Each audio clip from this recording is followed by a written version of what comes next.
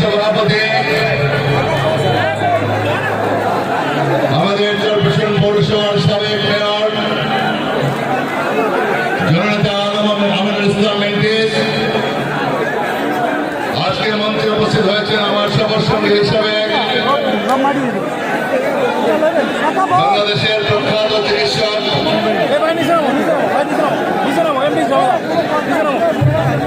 সেনাবাহিনীর ঊর্ধ্বতন কর্মকর্তা brigadier general doctor Abdul Matin, আরেকজন বিশিষ্ট চিকিৎসক,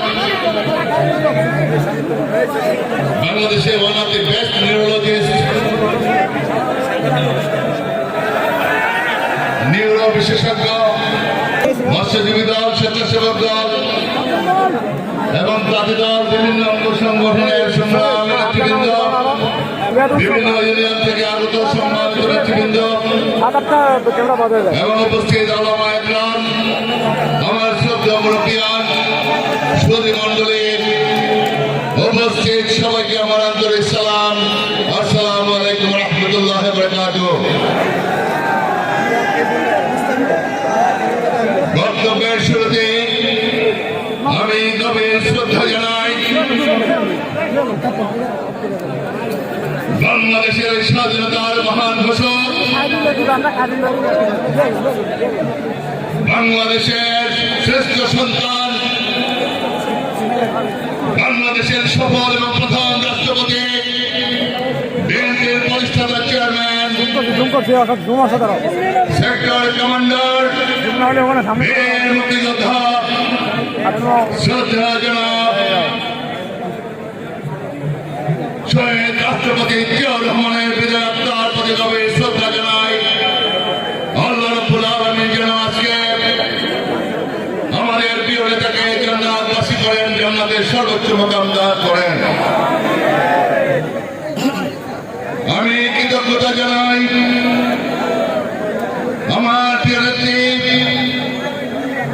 যে নেত্রী ৮২ থেকে ৯০ এদেশে গণতন্ত্র উপহার দিয়েছিলেন, এদেশের স্বৈরাচারের স্বাদের পতন নিশ্চিত করেছিলেন, গণতন্ত্র পুনরুদ্ধার করেছিলেন, যে নেত্রী আমাকে যখন সবার আমিন বাজারে গুলিবিদ্ধ করা হয়েছিল শেখ হাসিনার নির্দেশে,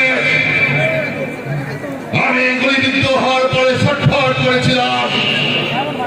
আমার চিকিৎসা হচ্ছিল না, ঢাকার এসিডি হাসপাতালে আমার নেত্রীর নির্দেশে, আমার প্রিয় নেত্রীর সার্বিক তত্ত্বাবধানে আমার চিকিৎসা কার্যক্রম হয়েছিল।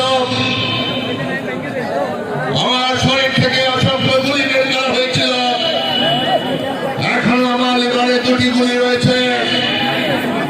আমার বেগম খালেদা জিয়া তার সার্বিক তত্ত্বাবধানে আপনাদের দোয়ায় আল্লাহর ইচ্ছায় আমি সুস্থ হয়ে আমাদের মাঝে আপনাদের মাঝে রয়েছে।